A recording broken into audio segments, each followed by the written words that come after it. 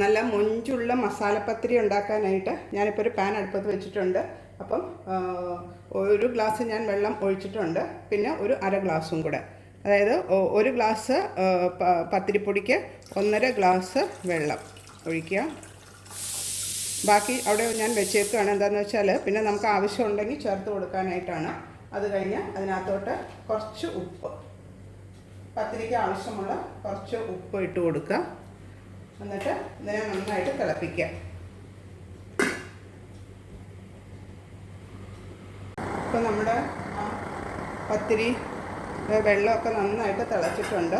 ഞാനപ്പോൾ അതിൽ നിന്ന് ഒരു അര കപ്പ് മാറ്റാൻ പോവുക. ഈ ഒരു ഗ്ലാസ്സിലോട്ട് അര കപ്പ് മാറ്റി വെച്ചു. എന്നിട്ട് നമുക്ക് ആ പൊടി ഇതിനകത്തോട്ട് ഇട്ട് കൊടുക്കാം. എന്നിട്ട് ഇളക്കവും വേണം.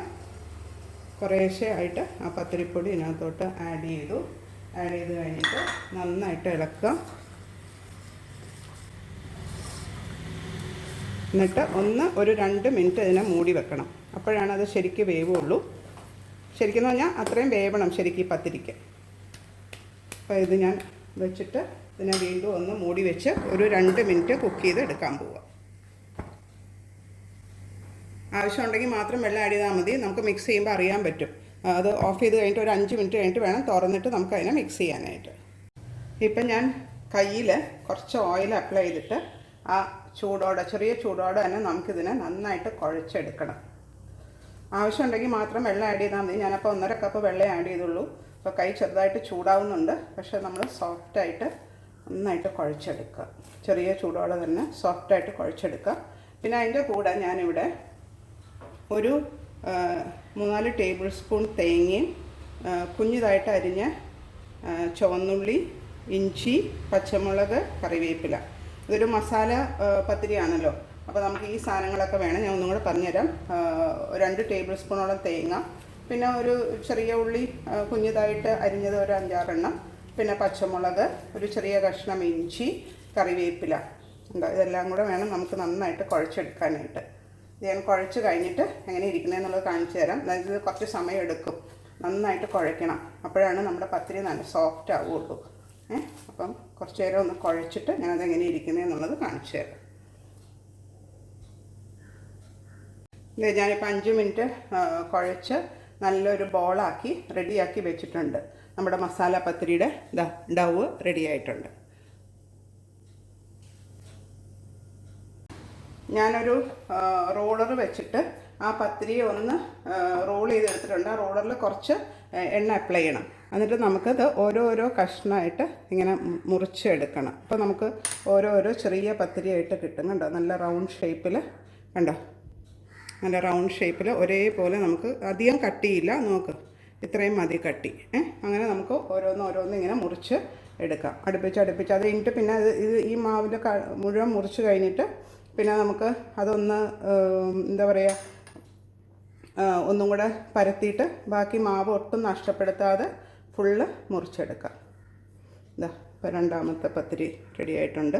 ഇനി ഇത് തീർന്നിട്ടില്ല കേട്ടോ. ഇനി ഇതിനകത്ത് നമുക്കൊരു മസാല ഒരു കോട്ടിങ് കൂടെ കൊടുക്കാനുണ്ട്. അത് ഞാൻ പറഞ്ഞു തരാം. ഇനിയിപ്പോൾ ഞാൻ ഇതിനെ എല്ലാം ഓരോന്നിനെ ഇങ്ങനെ മുറിച്ച് റെഡിയാക്കട്ടെ.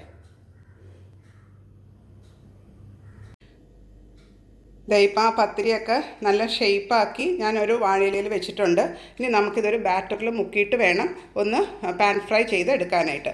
അപ്പം നല്ല സോഫ്റ്റായിട്ടുള്ള നല്ല മസാലപ്പത്തിരി റെഡി ആയിക്കൊണ്ടേ ഇരിക്കുന്നു.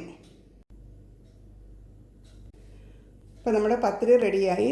ഇനി ഞാൻ ആ തിളപ്പിച്ച വെള്ളം കുറച്ച് മാറ്റി വെച്ചിരുന്നില്ലേ, അത് ഞാനിപ്പോൾ ഇവിടെ കുറച്ച് കോൺഫ്ലവറും ഉപ്പും കാശ്മീരി ചില്ലി പൗഡർ എടുത്തിട്ടുണ്ട്. അതിനെ നമുക്കൊരു കുറച്ച് നീണ്ട ബാറ്ററായിട്ടൊന്ന് മിക്സ് ചെയ്തെടുക്കണം. എന്നിട്ട് അതിനകത്ത് മുക്കിയിട്ട് വേണം നമുക്ക് പത്തിരി ചുട്ടെടുക്കാനായിട്ട്. ഒത്തിരി തിന്നും ആവരുത്, ഒത്തിരി തിക്കും ആവരുത്. അതായത് ആ പത്തിരിയുടെ പുറത്ത് കുറച്ച് കോട്ടിങ് വരണം ഇത്. അപ്പം അതിനനുസരിച്ചിട്ടുള്ള ബാറ്റർ റെഡിയാക്കുക. എന്നിട്ട് അതിനകത്ത് മുക്കിയിട്ട് ചെറിയ തീയിൽ നമുക്കൊരു പാനിൽ കുറച്ച് വെളിച്ചെണ്ണ ഒഴിച്ചിട്ട്, വെളിച്ചെണ്ണ അല്ലെങ്കിൽ ഏതെങ്കിലും ഒരു ഓയിൽ ഒഴിച്ചിട്ട് ചെറുതായിട്ട് ചെറിയ തീയിലിട്ട് 2 സൈഡും നല്ല മൊരിയിച്ച് കുക്ക് ചെയ്ത് എടുക്കാം. അപ്പോഴേക്കും നമ്മുടെ മസാല പത്തിരി റെഡിയാവും. ഒരു വെറൈറ്റി പത്തിരിയല്ലേ നിങ്ങൾക്ക് കണ്ടിട്ട് ഇഷ്ടമാവുന്നുണ്ടല്ലോ. അപ്പോൾ ഒന്ന് ട്രൈ ചെയ്ത് നോക്കുക, നിങ്ങൾക്ക് എന്തായാലും ഇഷ്ടമാകും.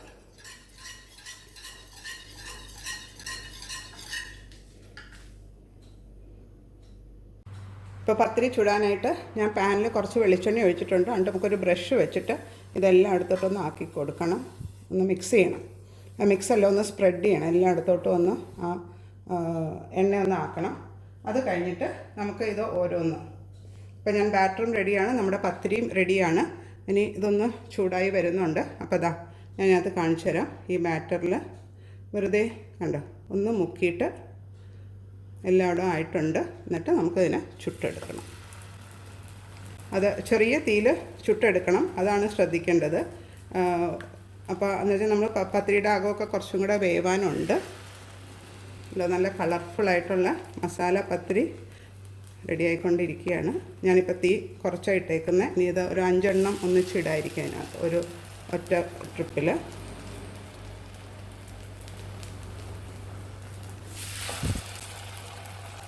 എന്നിട്ടിതിനെ മൂടി വെച്ചിട്ട് വേവിക്കണം, അതാണ് അതിൻ്റെ പ്രത്യേകത. അപ്പോൾ ഞാനൊരു അടപ്പെടുത്തുകൊണ്ട് വന്ന് മൂടി വെച്ച് വേവിക്കാൻ പോകാം. ഇപ്പോൾ ഒരു 2-3 മിനിറ്റ് കഴിഞ്ഞിട്ടുണ്ട്. ഞാനിതിനെ ഒന്ന് തിരിച്ചിട്ട് നോക്കട്ടെ. ഓരോ പത്തിരിയെ നമുക്ക് ഉണ്ടോ, ഇത് നന്നായിട്ട് വന്നു. ആ എണ്ണ ഒന്ന് ഇതുപോലെ ഇങ്ങോട്ടൊന്ന് ആക്കി കൊടുക്കണം ഇടയ്ക്കിടയ്ക്ക്. നമ്മുടെ മസാല പത്തിരി ആഹാ എന്ത് ഭംഗിയാണ് കാണാൻ തന്നെ, നോക്കി. അതുപോലെ കഴിക്കാനും നല്ല ടേസ്റ്റാണ്. മസാല പത്തിരിയുടെ ഒരു സൈഡ് ഞാൻ മറിച്ചിട്ട് കൊടുത്തു. ഇനി മറ്റേ സൈഡും കൂടെ നോക്കട്ടെ.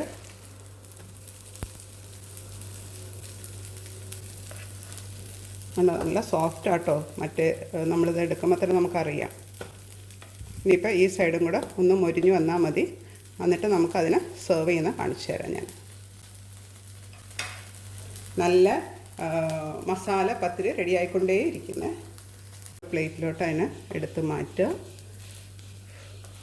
പിന്നെ ഞാൻ വിചാരിച്ചു ഇനി നമ്മുടെ ഏതായാലും പത്തിരി ഉണ്ടാക്കിയത് ഇരിപ്പുണ്ട്, ഇങ്ങനെ ചുടാനുള്ളത് ഇരിപ്പുണ്ട്. അപ്പോൾ ഞാൻ വിചാരിച്ചൊരു പ്ലെയിൻ പത്തിരിയും കൂടെ ഇതിൻ്റെ കൂടെ ഉണ്ടാക്കിയാലോ, ഒരു രസമല്ലേ. ഇതിപ്പം മസാല നമ്മൾ ഓൾറെഡി ട്രൈ ചെയ്ത് നോക്കി. ഇനിയിപ്പം ഇത് തന്നെ വെച്ചിട്ട് പ്ലെയിനായിട്ട്, അപ്പോൾ അതിനും എണ്ണ സൈഡിലുള്ളത് തന്നെ ഒന്ന് നടുക്കോട്ടാക്കി കൊടുത്താൽ മതി. അപ്പോൾ അതൊരു വേറൊരു കളറിലിരിക്കും, പക്ഷേ ഒരു രസമുണ്ട് കാണാനായിട്ട്. അപ്പോൾ ഒരു 2-3 എണ്ണം ഞാൻ പ്ലെയിനായിട്ട് ഉണ്ടാക്കി. ഞാൻ അതിനെ മൂടി വെച്ചിട്ട് വേവിക്കണം. അപ്പോൾ 2 കളറിൽ കിട്ടുമല്ലോ, അത്രയേ ഉള്ളൂ. ഒന്ന് തുറന്ന് നോക്കട്ടെ. നമ്മുടെ മസാല ഇല്ലാത്ത പത്തിരി എത്രയായിരുന്നു കണ്ടോ. അപ്പോൾ അതിന് ഈ കളറേ വരുള്ളൂ, അത്രയേ ഉള്ളൂ വ്യത്യാസം.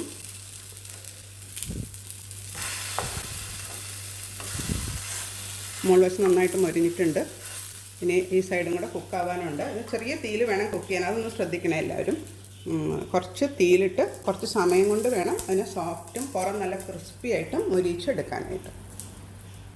ഇതേ നമ്മുടെ വെറൈറ്റീസ് ആയിട്ടുള്ള 2 പത്തിരീസ് റെഡി ആയിട്ടുണ്ട്. ഒരു മസാല പത്തിരിയും ഒരു പ്ലെയിൻ പത്തിരിയും, പക്ഷേ സെയിം ഇൻഗ്രീഡിയൻസ് കൊണ്ട് തന്നെയാണ്. ഇനി ഇത് ഞാനത് ഒരു പ്ലേറ്റിലോട്ട് സെർവ് ചെയ്യുന്നത് കാണിച്ചു തരാം. ഇപ്പം നമ്മളുണ്ടാക്കിയ 2 ടൈപ്പ് പത്തിരീസ് റെഡി ആയിട്ടുണ്ട്. നല്ല ഈ മസാല പത്തിരി തന്നെ, 2 മസാല പത്തിരി തന്നെയാണ്. ഒന്ന് ഒരു കോട്ടിംഗ് ഉണ്ട്, ഒരെണ്ണത്തിന് കോട്ടിംഗ് ഇല്ല, അത്രയും വ്യത്യാസമേ ഉള്ളൂ. നല്ല അടിപൊളി, നല്ല സോഫ്റ്റും പുറം നല്ല ക്രിസ്പി ആയിട്ടുള്ള മസാല പത്തിരി.